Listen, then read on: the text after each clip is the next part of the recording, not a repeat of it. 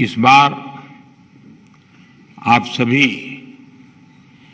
विकसित भारत के लिए भ्रष्टाचार मुक्त भारत इस संकल्प के साथ सतर्कता सप्ताह मना रहे हैं।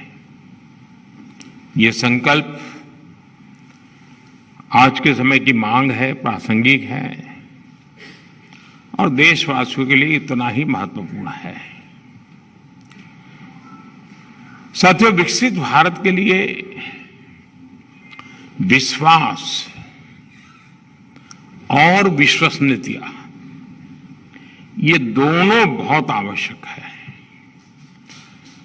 सरकार के ऊपर जनता का बढ़ता हुआ विश्वास जनता का भी आत्मविश्वास बढ़ाता है। हमारे यहां मुश्किल ये भी रही कि सरकारों ने जनता का विश्वास तो खोया ही, जनता पर भी विश्वास करने में पीछे रही। गुलामी के लंबे कालखंड से हमें भ्रष्टाचार की, शोषण की, संसाधनों पर कंट्रोल की जो लिगेसी मिली, उसको दुर्भाग्य से आजादी के बाद और विस्तार मिला और इसका बहुत नुकसान देश ने चार पीढ़ी ने उठाया है। लेकिन आजादी के इस अमृतकाल में हमें दशकों से चली आ रही इस परिपाटी को पूरी तरह बदल देना है। इस बार 15 अगस्त को लाल किले से भी मैंने कहा है कि बीते 8 वर्षों के श्रम, साधना, कुछ इनिशिएटिव, उसके बाद अब भ्रष्टाचार के खिलाफ निर्णायक लड़ाई का समय आ गया है। इस संदेश को समझते हुए, इस मार्ग पर चलते हुए हम विकसित भारत की तरफ तेजी से जा पाएंगे। साथियों, हमारे देश में भ्रष्टाचार की और देशवासियों को आगे बढ़ने से रोकने वाली 2 बड़ी वजह रही है। एक, सुविधाओं का अभाव और दूसरा, सरकार का अनावश्यक दबाव। लंबे समय तक हमारे यहां सुविधाओं का, अवसरों का अभाव बनाए रखा गया। एक गैप, एक खाई बढ़ने दी गई। इससे एक अस्वस्थ स्पर्धा शुरू हुई जिसमें किसी भी लाभ को, किसी भी सुविधा को दूसरे से पहले पाने की होड़ लग गई। इस होड़ ने भ्रष्टाचार का इकोसिस्टम बनाने के लिए एक प्रकार से खाद पानी का काम किया। राशन की दुकान में लाइन, गैस कनेक्शन से लेकर सिलेंडर भरवाने में लाइन, बिल भरना हो, एडमिशन लेना हो, लाइसेंस लेना हो, कोई परमिशन लेनी हो, सब जगह लाइन। ये लाइन जितनी लंबी, भ्रष्टाचार की जमीन उतनी ही समृद्ध। और इस तरह के भ्रष्टाचार का सबसे ज्यादा नुकसान अगर किसी को उठाना पड़ता है तो वो है देश का गरीब और देश का मध्यम वर्ग। जब देश का गरीब और मध्यम वर्ग अपनी ऊर्जा इन्हीं संसाधनों को जुटाने में लगा देगा तो फिर देश कैसे आगे बढ़ेगा, कैसे विकसित होगा। इसलिए हम बीते 8 वर्षों से अभाव और दबाव से बनी व्यवस्था को बदलने का प्रयास कर रहे हैं, डिमांड और सप्लाई के गैप को भरने की कोशिश कर रहे हैं। इसके लिए हमने कई रास्ते चुने हैं। 3 प्रमुख बातों पर मैं ध्यान आकर्षित करना चाहूंगा। एक, आधुनिक टेक्नोलॉजी का रास्ता। दूसरा, मूल सुविधाओं के सैचुरेशन का लक्ष्य। और तीसरा, आत्मनिर्भरता का रास्ता। अब जैसे राशन को ही लीजिए, बीते 8 वर्षों में हमने पीडीएस को टेक्नोलॉजी से जोड़ा और करोड़ों फर्जी लाभार्थियों को सिस्टम से बाहर कर दिया। इसी प्रकार डीबीटी से अब सरकार द्वारा दिया जाने वाला लाभ सीधे लाभार्थियों तक पहुंचाया जा रहा है। इस एक कदम से ही अभी तक 2 लाख करोड़ रुपए से अधिक गलत हाथों में जाने से बचा है। 2 लाख करोड़ रुपया। कैश आधारित अर्थव्यवस्था में घुसखोरी, कालाधन, ये डिटेक्ट करना कितना मुश्किल है, ये हम सब जानते हैं। अब डिजिटल व्यवस्था में लेन देन का पूरा ब्यौरा कहीं ज्यादा आसानी से उपलब्ध हो रहा है। Government e market place, jam जैसी व्यवस्था, सरकारी खरीद में कितनी पारदर्शिता आई है, ये जो भी इसके साथ जुड़ रहे हैं उसका महत्व समझ रहे हैं, वो अनुभव कर रहे हैं। साथियों, किसी भी सरकारी योजना के हर पात्र लाभार्थी तक पहुंचना, सैचुरेशन के लक्ष्य को प्राप्त करना समाज में भेदभाव भी समाप्त करता है और भ्रष्टाचार की गुंजाइश को भी खत्म कर देता है। जब सरकार और सरकार के विभिन्न विभाग खुद ही आगे बढ़कर हर पात्र व्यक्ति को तलाश रहे हैं, उसके दरवाजे जाकर दस्तक दे रहे हैं, तो जो बिचौलिए बीच में बने रहते हैं उनकी भूमिका भी समाप्त हो जाती है। इसलिए हमारी सरकार द्वारा हर योजना में सैचुरेशन के सिद्धांत को अपनाया गया है। हर घर जल, हर गरीब को पक्की छत, हर गरीब को बिजली कनेक्शन, हर गरीब को गैस कनेक्शन, ये योजनाएं सरकार की इसी अप्रोच को दिखाती हैं। साथियों, विदेशों पर अत्याधिक निर्भरता भी भ्रष्टाचार का एक बड़ा कारण रही है। आप जानते हैं कि कैसे दशकों तक हमारे डिफेंस सेक्टर को विदेशों पर निर्भर रखा गया। इस वजह से कितने ही घोटाले हुए। आज हम डिफेंस सेक्टर में आत्मनिर्भरता के लिए जो जोर लगा रहे हैं, उससे भी इन घोटालों का स्कोप भी समाप्त हो गया है। राइफल से लेकर फाइटर जेट्स और ट्रांसपोर्ट एयरक्राफ्ट तक आज भारत खुद बनाने की दिशा में आगे बढ़ रहा है। डिफेंस ही नहीं बल्कि बाकी जरूरतों के लिए भी हमें विदेशों से खरीद कम से कम उस पर निर्भर रहना पड़े। आत्मनिर्भरता के ऐसे प्रयासों का उसको आज बढ़ावा दिया जा रहा है।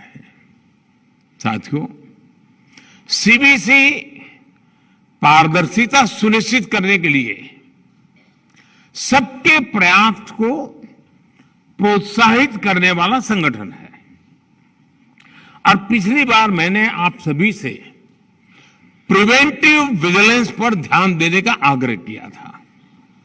मुझे बताया गया है कि आपने इस दिशा में अनेक कदम उठाए हैं। इसके लिए जो 3 महीने का अभियान चलाया गया है वो भी प्रशंसनीय है। मैं आपको और आपकी पूरी टीम को बधाई देता हूं।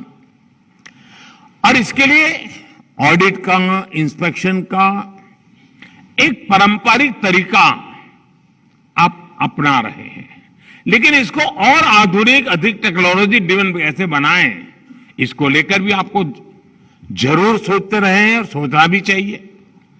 साथियों, भ्रष्टाचार के खिलाफ सरकार जो इच्छा शक्ति दिखा रही है, वैसी ही इच्छा शक्ति सभी विभागों में भी दिखनी आवश्यक है। विकसित भारत के लिए हमें एक ऐसा एडमिनिस्ट्रेटिव इकोसिस्टम विकसित करना है जो भ्रष्टाचार पर जीरो टॉलरेंस रखता हो। ये आज सरकार की नीति में, सरकार की इच्छा शक्ति में, सरकार के फैसलों में आप हर डगर पे देखते होंगे। लेकिन यही भाव हमारी प्रशासनिक व्यवस्था के डीएनए में भी मजबूती से बनना चाहिए। एक भावना यह है कि जो भ्रष्ट अफसर होते हैं उनके खिलाफ कार्रवाई, चाहे वो आपराधिक हो या फिर विभागीय, बरसों तक चलती रहती है। क्या हम भ्रष्टाचार से संबंधित डिसिप्लिनरी प्रोसीडिंग्स को मिशन मोड में एक अवधि तय करके पूरा कर सकते हैं? क्योंकि ये लटकती तलवार उसको भी परेशान करती है। अगर वो निर्दोष है और इस चक्र में आ गया तो उसको इस बात का बड़ा जीवन भर दुख रहता है कि मैंने प्रामाणिकता से जिंदगी जी और मुझे कैसा फंसा दिया, और भी निर्णय नहीं कर रहे हैं। जिसने बुरा किया है उसका नुकसान अलग चीज है, लेकिन जो इसने नहीं किया वो इस लटकती तलवार के कारण सरकार के लिए और जीवन के लिए हर प्रकार से बोझ बन जाता है। अपने ही साथियों को इस प्रकार से लंबे लंबे समय तक लटकाए रखने से क्या फायदा है? साथियों, इस तरह के आरोपों पर जितनी जल्दी फैसला होगा उतना ही प्रशासनिक व्यवस्था में पारदर्शिता आएगी, उसकी शक्ति बढ़ेगी। जो क्रिमिनल केसेस हैं उनमें भी तेजी से कार्रवाई किए जाने, उनकी लगातार मॉनिटरिंग किए जाने की आवश्यकता है। एक और काम जो किया जा सकता है वो है पेंडिंग करप्शन केसेस के आधार पर डिपार्टमेंट्स की रैंकिंग। अब उसमें भी हम स्वच्छता के लिए जैसे हम कंपटीशन करते हैं, इसमें भी करें। देखें तो कौन डिपार्टमेंट इसमें बड़ा उदासीन है, क्या कारण है, और कौन डिपार्टमेंट है जो बहुत तेजी से इस समस्या को गंभीरता से लेकर के आगे बढ़ रहा है। और इससे जुड़ी रिपोर्ट्स का मासिक या तिमाही पब्लिकेशन अलग अलग विभागों को भ्रष्टाचार के खिलाफ चल रहे केसों को तेजी से निपटाने के लिए प्रेरित करेगा। हमें टेक्नोलॉजी के माध्यम से एक और काम करना चाहिए। अक्सर देखा गया है कि विजिलेंस क्लियरेंस में काफी समय लग जाता है। इस प्रक्रिया को भी टेक्नोलॉजी की मदद से स्ट्रीमलाइन किया जा सकता है। एक विषय और जो मैं आपके सामने रखना चाहता हूं वो है पब्लिक ग्रीवेंस के डेटा का। सरकार के विभिन्न विभागों में सामान्य मानवीय द्वारा शिकायतें भेजी जाती हैं, उनके निपटारे का भी एक सिस्टम बना हुआ है। लेकिन अगर पब्लिक ग्रीवेंस के डेटा का हम ऑडिट कर सके तो ये पता लगेगा कि कोई खास विभाग है कि वहां ज्यादा से ज्यादा शिकायत आ रही है, कोई खास पर्सन है उसी के यहां सब सारा मामला जाकर के अटकता है, क्या कोई प्रोसेसिंग पद्धतियां जो है हमारी उसी में कोई गड़बड़ है जिस कारण मुसीबतें आ रही है। मुझे लगता है ऐसा करके आप उस विभाग में भ्रष्टाचार की तह तक आसानी से पहुंच पाएंगे। हम इन कंप्लेंट को आइसोलेटेड नहीं देखना चाहिए, पूरी तरह कैनवास पर रख करके सारा एनालिसिस करना चाहिए, और इससे जनता का भी सरकार और प्रशासनिक विभागों पर विश्वास और बढ़ेगा। साथियों, करप्शन पर निगरानी के लिए हम समाज की भागीदारी, सामान्य नागरिक की भागीदारी को हम अधिक से अधिक कैसे प्रोत्साहित कर सकते हैं, इस पर भी काम होना चाहिए। इसलिए भ्रष्टाचारी चाहे कितना भी ताकतवर क्यों ना हो, वो किसी भी हाल में बचना नहीं चाहिए। ये आप जैसी संस्थाओं की जिम्मेदारी है। किसी भ्रष्टाचारी को राजनीतिक सामाजिक शरण न मिले। हर भ्रष्टाचारी समाज द्वारा कटघरे में खड़ा किया जाना चाहिए। ये वातावरण बनाना भी बहुत आवश्यक है। हमने देखा है कि जेल की सजा होने के बावजूद भी, भ्रष्टाचार साबित होने के बावजूद भी कई बार भ्रष्टाचारियों का गौरवगान किया जाता है। मैं तो देख रहा हूं ऐसे ईमानदारी का ठेका लेकर के घूमने वाले लोग, उनके साथ जाकर के ऐसे हाथ पकड़ के फोटो निकालने में शर्म नहीं आती उनको। ये स्थिति भारतीय समाज के लिए ठीक नहीं। आज भी कुछ लोग दोषी पाए जा चुके भ्रष्टाचारियों के पक्ष में भांति भांति के तर्क देते हैं। अब तो भ्रष्टाचारियों को बड़े बड़े सम्मान देने के लिए वकालत की जा रही है। ये कभी ऐसा हमने सुना नहीं देश में। ऐसे लोगों, ऐसी ताकतों को भी समाज द्वारा अपने कर्तव्य का बोध कराया जाना बहुत आवश्यक है। इसमें भी आपके विभाग द्वारा की गई ठोस कार्रवाई की बड़ी भूमिका है। साथियों, आज जब मैं आपके बीच आया हूं तो कुछ और बातें भी करने का मन स्वाभाविक करता है। भ्रष्टाचार और भ्रष्टाचारियों के विरुद्ध कार्रवाई करने वाले सीबीसी जैसे सभी संगठनों को, और यहां सभी उस आपकी एजेंसी के लोग बैठे हैं, आपको डिफेंसिव होने की कोई जरूरत नहीं है।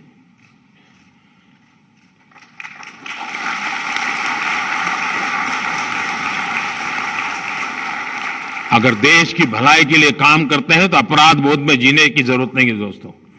हमें पॉलिटिकल एजेंडा पे नहीं चलना है, लेकिन देश के सामान्य मानवी को जो मुसीबतें आ रही हैं उसे मुक्ति दिलाने का हमारा काम है। ये काम हमको करना है।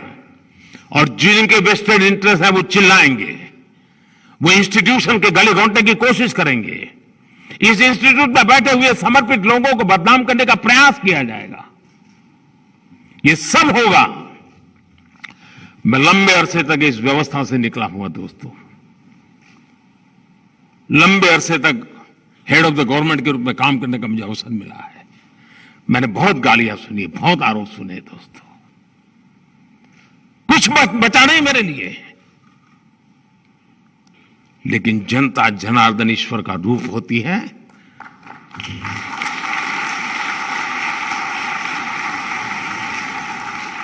वो सत्य को परखती है, सत्य को जानती है और मौका आने पर सत्य के साथ खड़ी भी रहती है। मैं अपने अनुभव से कहता हूं दोस्तों, चल पड़िए ईमानदारी के लिए, चल पड़िए। आपको जो ड्यूटी मिली है उसको ईमानदारी से निभाने के लिए। आप देखिए, ईश्वर आपके साथ चलेगा, जनता जनार्दन आपके साथ चलेगी। कुछ लोग चिल्लाते रहेंगे क्योंकि उनका निजी स्वार्थ होता है, उनके स्वयं के पैर गंदगी में पड़े हुए होते हैं। और इसलिए मैं बार बार कहता हूं, देश के लिए, ईमानदारी के लिए काम करते समय कुछ भी अगर इस प्रकार के विवाद खड़े होते हैं, अगर हम ईमानदारी के रास्ते पर चले हैं, प्रामाणिकता से काम कर रहे हैं, डिफेंसिव होने की कोई जरूरत नहीं दोस्तों। आप सभी साक्षी हैं। जब आप कन्विक्शन के साथ एक्शन लेते हैं, कई मौके आपके जीवन में भी आए होंगे, समाज आपके साथ खड़ा ही रहा होगा दोस्तों। भ्रष्टाचार मुक्त देश और भ्रष्टाचार मुक्त समाज बनाने के लिए सीबीसी जैसी संस्थाओं को निरंतर जागरूक रहना वो एक विषय है, लेकिन उन्हें सारी व्यवस्थाओं को भी जागरूक रखना पड़ेगा। क्योंकि अकेले तो क्या करेंगे, 4-6 लोग एक दफ्तर में बैठ करके क्या कर पाएंगे? पूरी व्यवस्था उनके साथ जब तक जुड़ती नहीं है, उस स्पिरिट को लेकर के जीती नहीं है, तो व्यवस्थाएं भी कभी कभी चरमरा जाती है। साथियों, आपका दायित्व बहुत बड़ा है, आपकी चुनौतियां भी बदलती रहती हैं और इसके लिए आपके तौर तरीकों में, कार्यप्रणाली में भी निरंतर गतिशीलता आवश्यक है। मुझे विश्वास है कि आप अमृत काल में एक पारदर्शी और प्रतिस्पर्धी इकोसिस्टम के निर्माण में अहम भूमिका निभाते रहेंगे। मुझे अच्छा लगा, आज कुछ स्कूल स्टूडेंट्स यहां बुलाए गए हैं, सबने ऐसे कंपटीशन में हिस्सा लिया। एक लगातार क्विज कंपटीशन की भी परंपरा विकसित की जा सकती है। लेकिन एक बात की तरफ मेरा ध्यान गया, आपका भी ध्यान गया होगा, आपने भी उसको देखा होगा, बहुतों ने देखा होगा, बहुतों ने जो देखा उस पर सोचा होगा।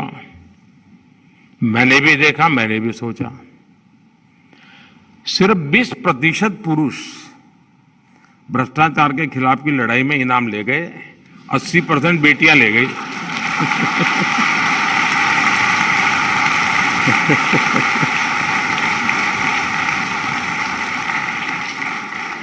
पांच में से 4 बेटियां। मतलब ये 20 को 80 कैसे करे? क्योंकि दौड़ तो उनके हाथ में है। इन पुरुष में भी भ्रष्टाचार के खिलाफ वही ताकत पैदा हो जिन इन बेटियों के दिल दिमाग में पड़ी है। उज्जवल भविष्य का रास्ता वही बनेगा।